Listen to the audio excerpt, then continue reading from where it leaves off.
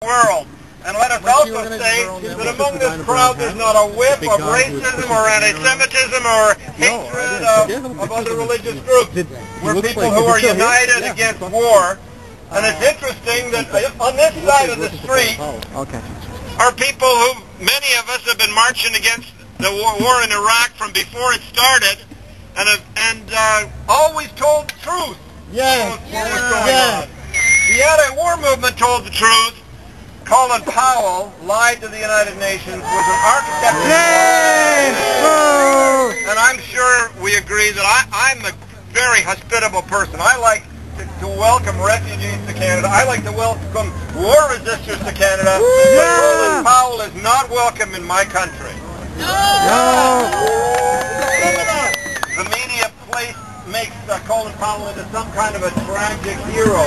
In fact, he was one of the architects of the war and is an example, perhaps even a terrible example of moral cowardice. Moral cowardice when he knew what he was telling was a pack of lies, and because of his duty, because of his career, he went along with it. Let that be a statement for all of us to stand for truth, to stand for ethical conduct, and demand that of our leadership. We have a bad example across the street today, and I question the judgment of the folks who invited him at $50,000. Shame on them. Shame. And peace now. Our next speaker is Professor Graeme Macqueen for the McMaster Peace Studies, or former Peace Studies. Retired. Hello, I'll be brief. I keep thinking of the ordinary people that this guy has killed. In Vietnam, he set fire to their huts. He talks about it in his autobiography. He destroyed Nicaraguan society by channeling funds to the Contras. 70,000 casualties. The country still hasn't recovered. He invaded Panama and Grenada, raided Libya.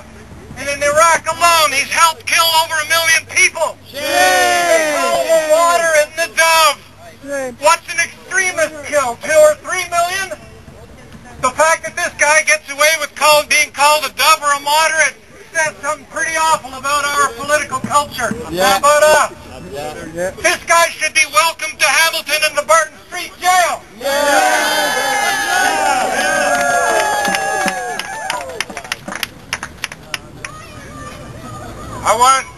On behalf of the Hamilton Coalition to Stop the War, I want to recognize again the people that have come out from far away as Toronto, the Canadian Somalian Diaspora Alliance. Thank you for coming. The Canadian Haitian Action Network. Thank you for coming. I want to acknowledge the work of the Hamilton Palestine Association for organizing this demonstration.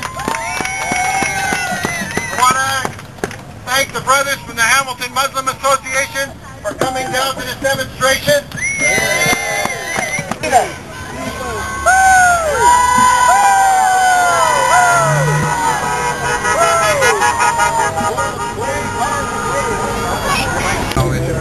And I'd like to also thank the trade unionists, from the steel workers, from QP, from everywhere for coming today to this demonstration.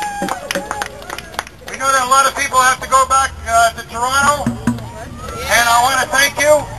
Those people who have signs that were homemade, please put them where? Under the Hamilton Commuter Challenge.